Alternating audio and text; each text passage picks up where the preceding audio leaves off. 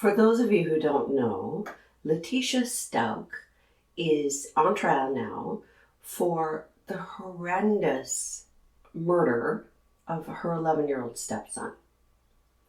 I wish the prosecution would ask questions pertaining to amnesic barriers. Letecia is claiming now that she has dissociative identity disorder. Now, a common feature of that is amnesic barriers. And so what I mean by that is one alter doesn't know the other personality is even there, or one doesn't remember anything that the other one did. So if in Letecia's case, if that was a feature of her disorder, there would be evidence by now. Somebody would have noticed something. She would have noticed. So it's odd that this claim just pops up now, and I wish the prosecutors would ask questions about memory, about lost time, about losing entire days. People with this disorder experience those things. They experience lost time. They experience being somewhere and having no idea how they got there. They experience having people come up to them and call them by a different name and insist they know them. And the person suffering the disorder has no clue who they are or why they're calling them by a different name and insisting they know them. I dealt with one woman once who went outside in the morning to find that there was a strange car in her driveway and her car was nowhere. So after searching for her car and not finding it, she called police to report her car stolen. The police were able to ascertain that she in fact had gone to a dealership, traded in her old car, bought a new car, all legal, all properly registered. She had no memory of doing that. If they look for evidence, in Letecia's case, of amnesic barriers and find none, that is evidence. I think she's faking. I think this is a post hoc, last-ditch attempt to evade responsibility. However, there is one clip that might prove me wrong, and I'll play that for you right now. You're not helping me, Albert. I'm trying to. Someone killed somebody. I don't know if anyone killed anyone. Is that fake or real? If it's fake, why didn't she do it a whole bunch more times? Or is it another setup? You know, the same way she explained the blood in the garage and the blood in his room on the walls, explained those things in advance before anyone was looking for those things. Which is it? Time will tell. They're going to have experts on. For now, I still think she's faking. And let's talk about that a little bit.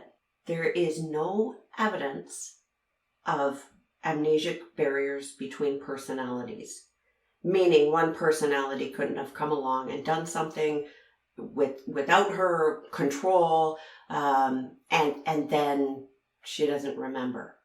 If that was the case, if she suffered amnesic barriers, first, we would have seen evidence of this before. Second, she would have no idea what happened to him. She would have no need to scream for immunity. She would have no need to make up fantastical stories. And so who cleaned up?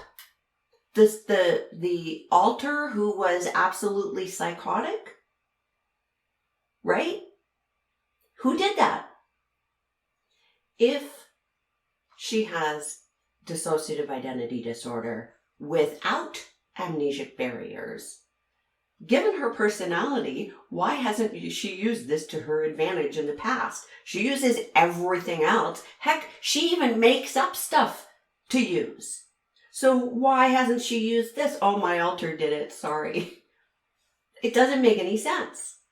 If there were no amnesic barriers, then that means she was aware of what her alter was doing, murdering the child, and did nothing, right? And it also means she would be aware of that and what was happening during the crime, thus taking away any claim that she could make about not having any criminal responsibility.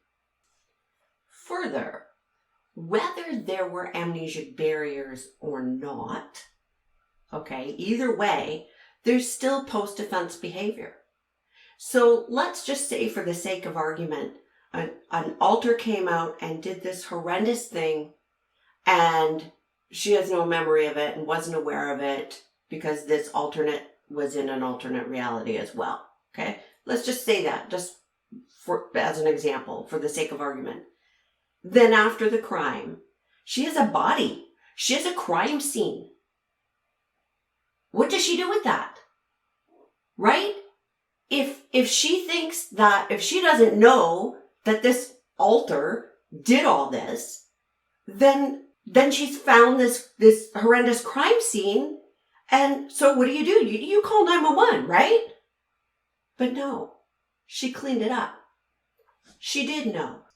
Whether or not there are amnesic barriers, assuming she had this disorder, when she is faced with the crime scene, she is faced with a dead child. Instead of reacting in horror and in grief, she cleans it up. And not only that, she then constructs all kinds of ways of defending herself and puts Gannon's father through torture. This is an utter, even if it's true, it's an utter lack of empathy, an utter self-centeredness, a refusal to take responsibility. If you thought that you had some illness that made you hurt somebody and then you realized it, wouldn't you be horrified? Wouldn't you want to do something to make sure that you didn't do it again? I don't believe her. I'm not a psychiatrist, but I don't believe that she has this disorder, or if she does, that it rises to the level, or it's constructed in such a way as to make her not criminally responsible, just based on her post-offense behavior and based on her pattern of behavior throughout her personality. And this is one of the things I want to talk about, is this kind of personality and how the warning signs can very often be missed. And I want to mention too, I could see how people might think she abused the child and accidentally killed him and then covered it up, but I don't think so. I'm going to suggest to you that not only was it no accident, I'm going to suggest she planned it in advance, that this was a premeditated crime. I know people have said things like, oh, well, I think she just snapped. Nobody just snaps. That is a thing that offenders say, I just snapped, I couldn't take it anymore, I just snapped. That is an excuse of offenders. Please don't validate the excuse by repeating it. There are always foundations that can be seen beneath these things, even when it looks like the person just snapped. There are always pre-incident indicators. Whether people were able to see them or not, or recognize them or not, is a different thing. But people don't just snap. And I think she planned this. And I think there's a very clear motive.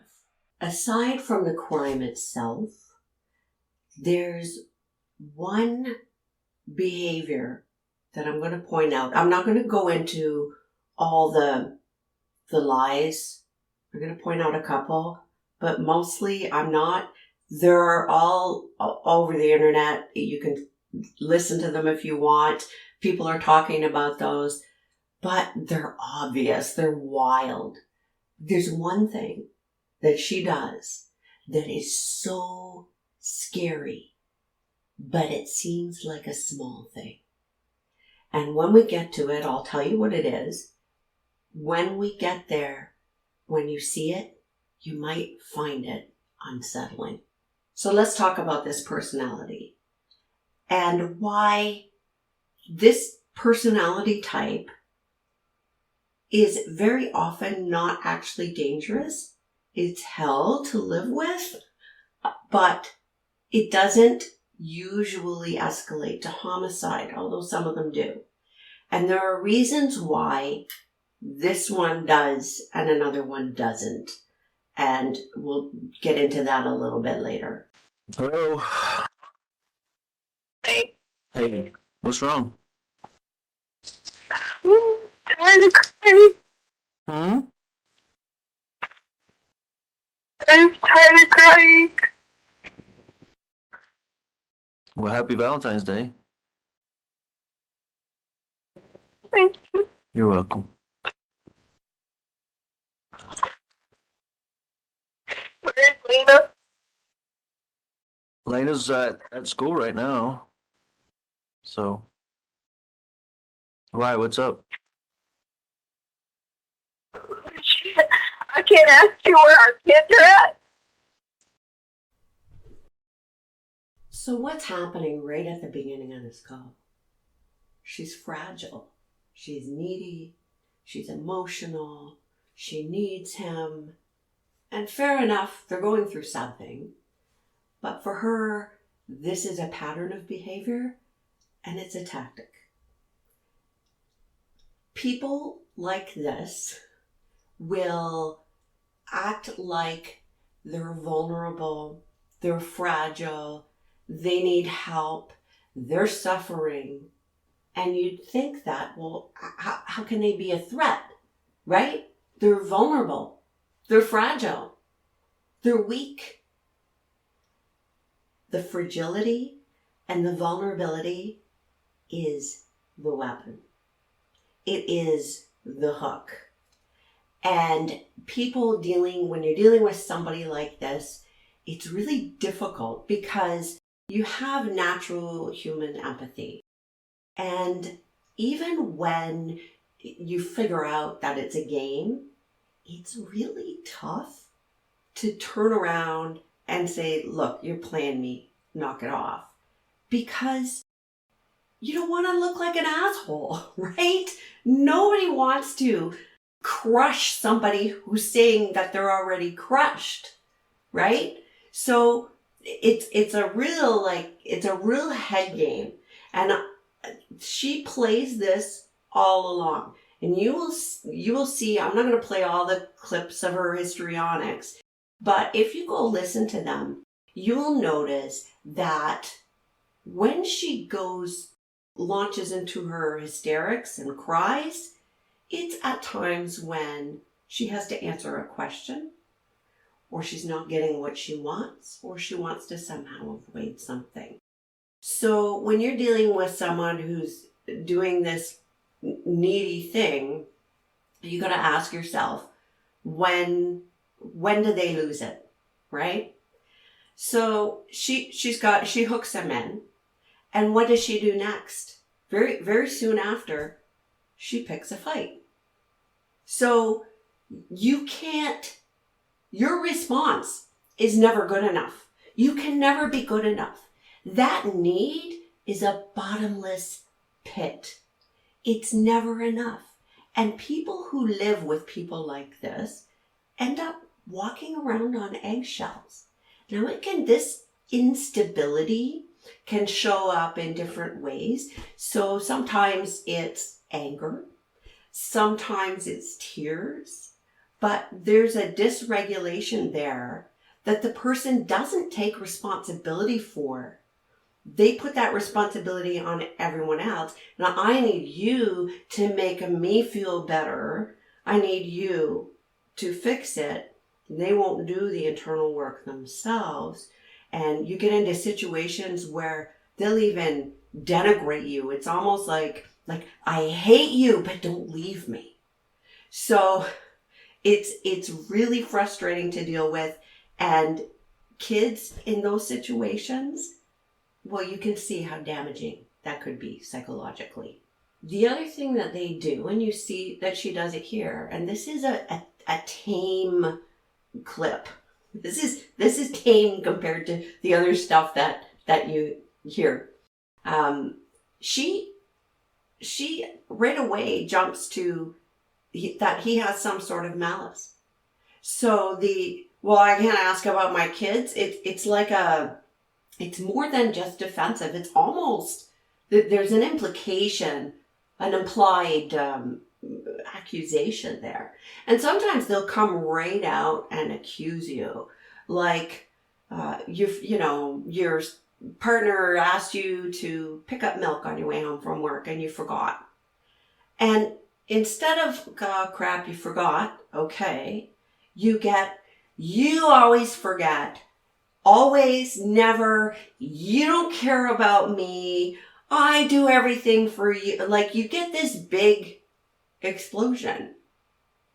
Now, if it was reversed and you were upset at them for forgetting the milk, well, that just wouldn't stand. If you call them out on their behavior, they'll either get angry and twist things around. So they're suddenly somehow the victim. So suddenly you're accused. Oh, you're invalidating me. How can you say that to me? You can't call them on their behavior. They melt into a puddle. They launch into an angry outburst. They bring up crap from, 20 years ago or whatever. There's no talking to them. They can't take responsibility. Listen to this next clip. He's trying to be nice to her. He's trying to help her, and listen to what he gets. No, I don't know. You talk crap about me. You treat me wrong. Where did I talk crap about you? I haven't said nothing to nobody. In your school, posting all this stuff, messages you sent me about how horrible of a person I was. When did these messages come from? Years ago, maybe? Don't know when. So the same kind of stuff. And she's bringing up old stuff. And that isn't relevant to the present. But they hang on to things. And when he asks her when, she doesn't know. So it doesn't matter. It's whatever they can latch on to accuse and to bring you down. And before I forget, one of the things that this personality does, this is an unstable personality, right? One of the things that they will do in the very beginning of a relationship is they'll try and hook you in real quick. They'll try and move very quickly. They'll try and get a commitment quickly.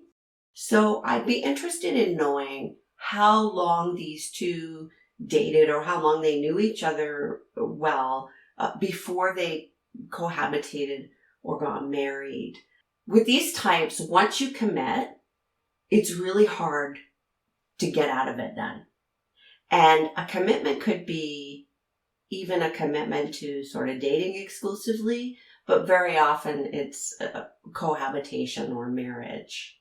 In addition to wanting to get into intimate relationships quickly, these people might try and hook you into a friendship quickly. So remember the neighbor's testimony? So Letecia went to the neighbor's house and was like inappropriately friendly, a little too personal, like they'd been buds forever. And so the neighbor felt it was weird. People who are unstable like this and have that underlying element where they need control, they will try and hook into people and be best buds.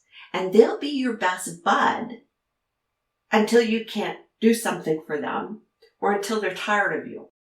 So watch out for that at work too. I'm sure people have seen this kind of thing at work.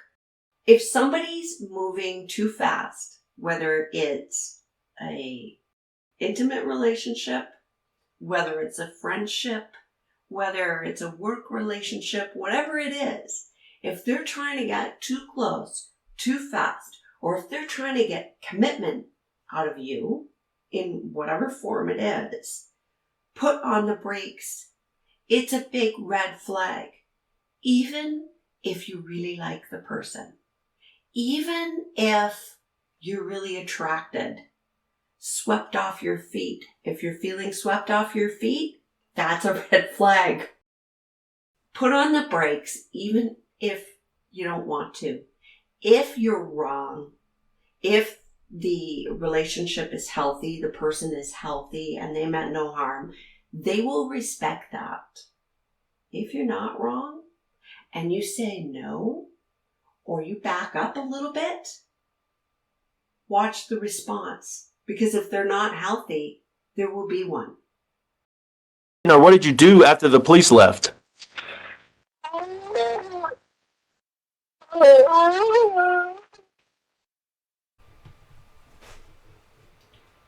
Reasonable question. And not only does she not answer, she just moans and cries. It's a way to avoid answering the question. They're going to treat me like a criminal. No, I'm not a criminal. I don't kill people. This is before anyone knew that Gannon was dead. At this point, everybody was still hoping he was alive, and they were still looking for him. And at this point, they were just having a conversation. And she's freaked out about how people are looking at her. I'm begging you. If they give me immunity, I will help. Help me understand what you're trying to get. I don't understand what that means. Immunity, okay? Do you know what immunity is? I didn't have anything to do with it. In return, that I will testify, and I will give them the information of who has given, and I will testify against them. She needs immunity. If you haven't done anything wrong, you don't need immunity. If you have alternate personalities with amnesic barriers, then you don't know you need immunity. If you have alternate personalities with no amnesic barriers, you know darn well what you're doing, and you're still trying to cover it up and put this poor man through hell. I told you the truth about Lisa Gannon. There's more details about how that went on. There's more details that I can't discuss that would incriminate myself, because they're going to say, why did you say this? But they had... And again. But I need immunity. And again. It's surprising you. I need immunity, please. Can't tell anything until I get immunity. I need immunity, because they're going to try to incriminate me. Until I get immunity. Not anymore, because they'll try to get me, incriminate me for this. I need immunity. And now, the emotional blackmail. I'm not telling anything else until I get immunity. How is this, what is key about this that I can call an anonymous tip that helps me find Gannon? You can call in and get the immunity. I can give you the guys, the ID. I can ID them in a lineup. I can give you a name. I'll be back when you can figure out so they can grant me immunity, because this ain't going to stop. It's going to keep going. And he's crazy. Telling anything so I get immunity. They're not tricking me. They took everything I have. These people know where I'm at. They can't. will not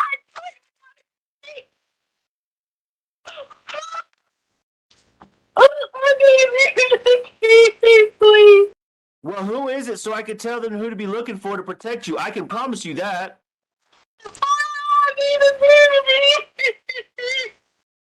She gets what she wants,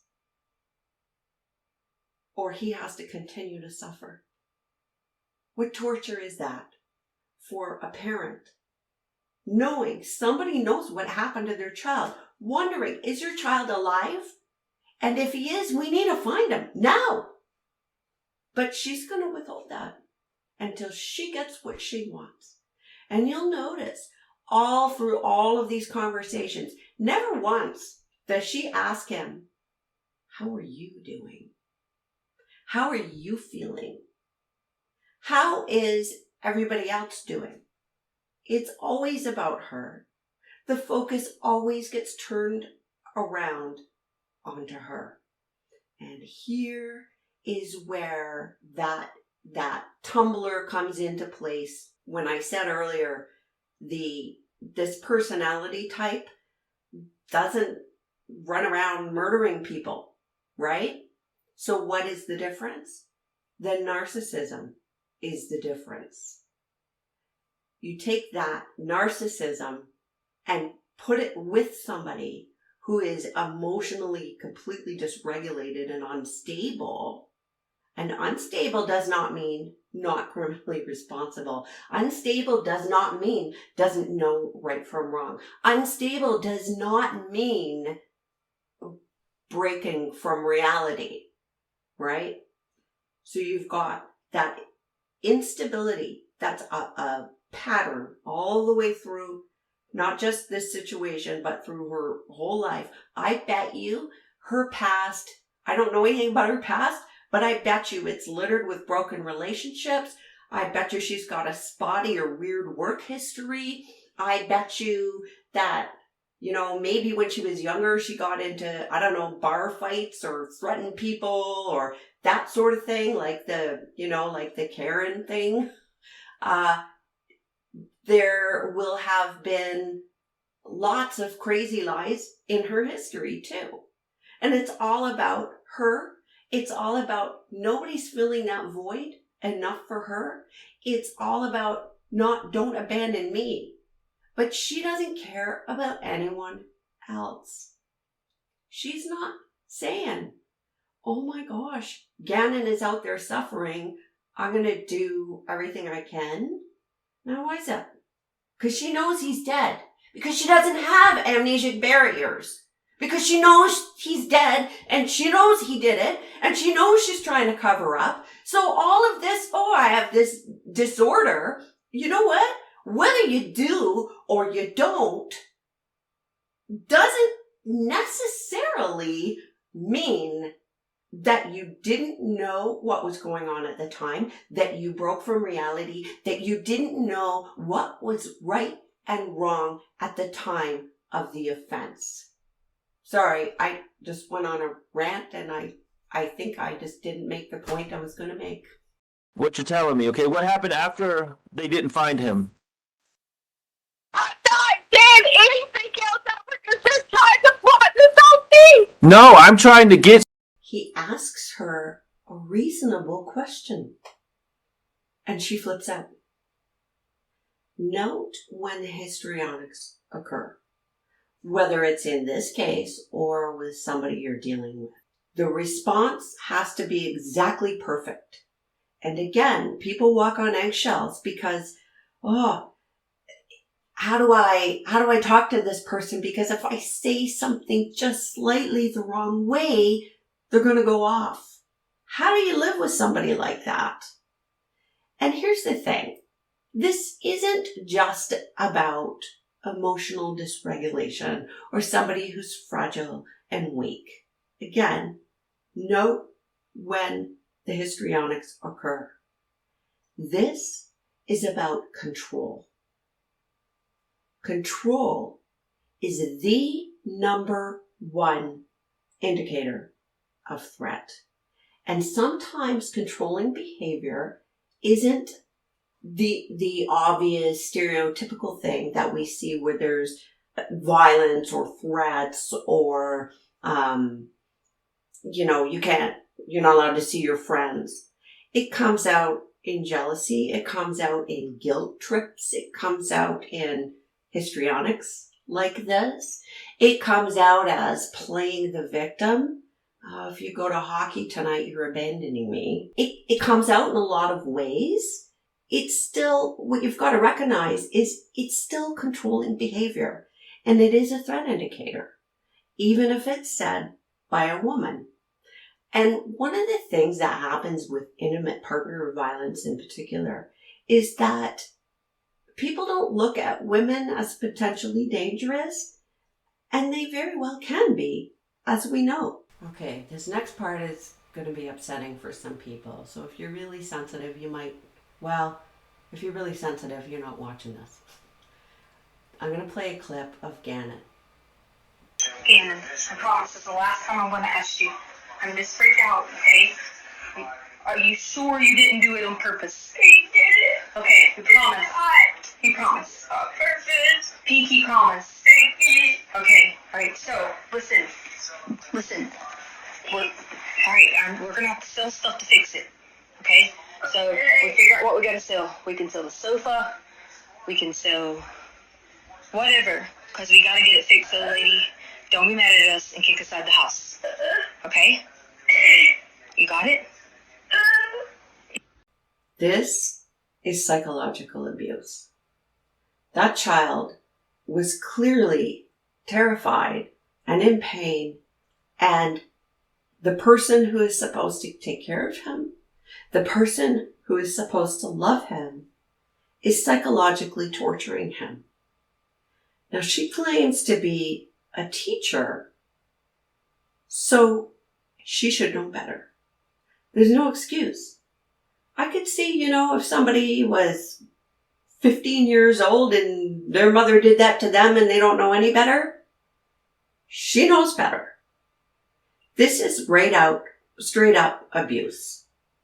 Yeah, but hey, Tisha, which arm was it? Both arms or like this inside? I mean, but like, how was it? So, because I remember we talked about that before a little bit, but we never got it. I feel like it was across the arms. Like, I feel like it was, and I feel like it was across the arms. She doesn't know. She feels like that's where the burns are. So is the explanation that follows, something she's coming up with on the fly? How bad were the burns? Listen to the next clip. It's a continuation of this conversation. She is going to focus on herself. So they're still talking about the situation with Gannon and the fire and the burns, but she's really focused on, what I did and what I thought, and let me give you my narrative so I can control this whole story. The investigators this. I said, and I don't want to skip to this part, miss this part. But remind me that. Say this later. I told the investigators later that I said, I probably should have looked a little more in depth at his arm. What if he's hurt? Yeah. Because it could have been, like, he wasn't complaining like, oh, it's hurting. He wasn't saying anything along those lines. But This is a lie. She says he's not complaining about it hurting. Well, it's a second-degree burn. It's going to hurt. Also, on another recording, Gannon can be heard expressing concern over his burns. So she lied to his father about how serious it was, whether or not he was hurting. It's a big thing. And it's a thing, I think, that is unsettling.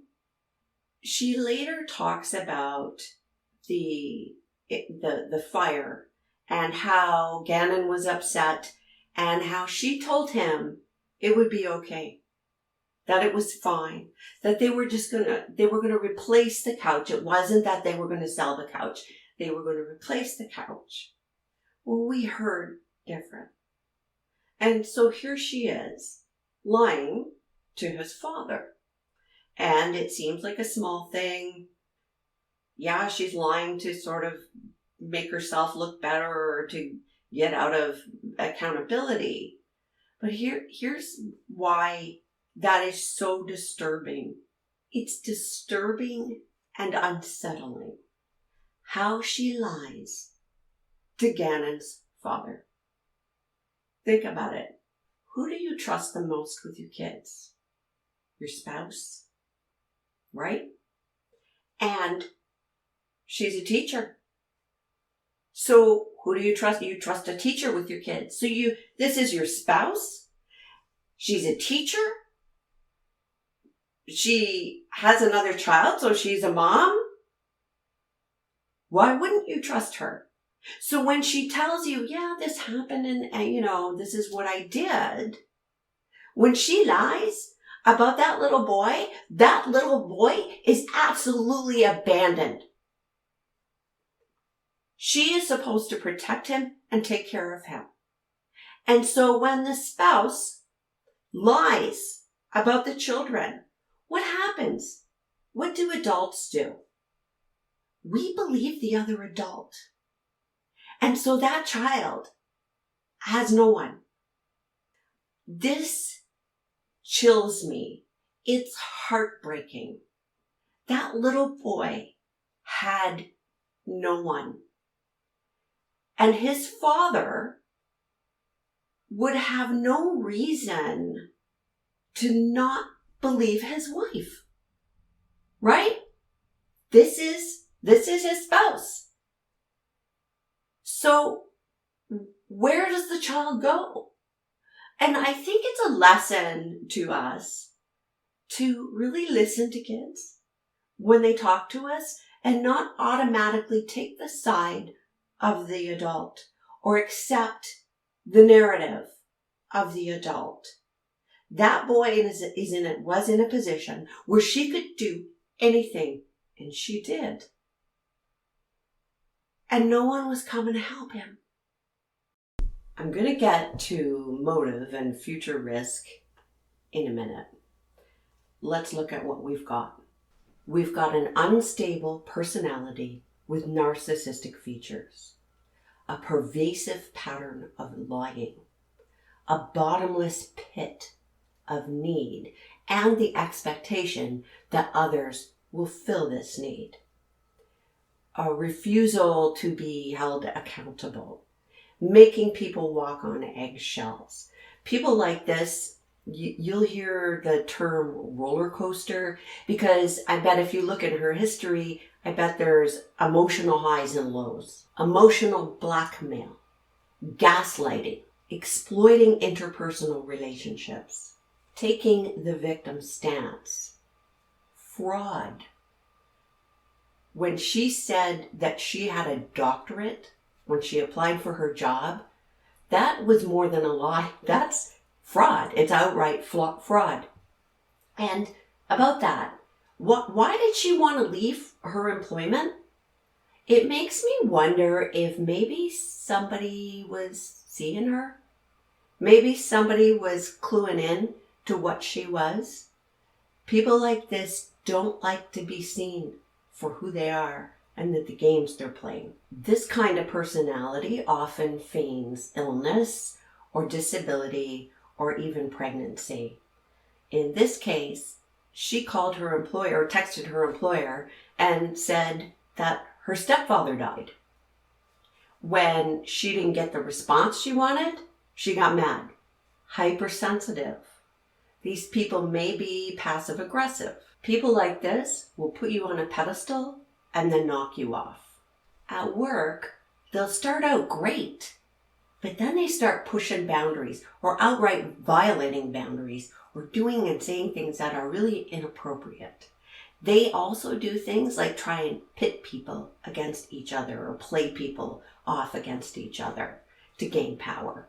When they're caught in a lie or even a mistake, they'll melt into a puddle.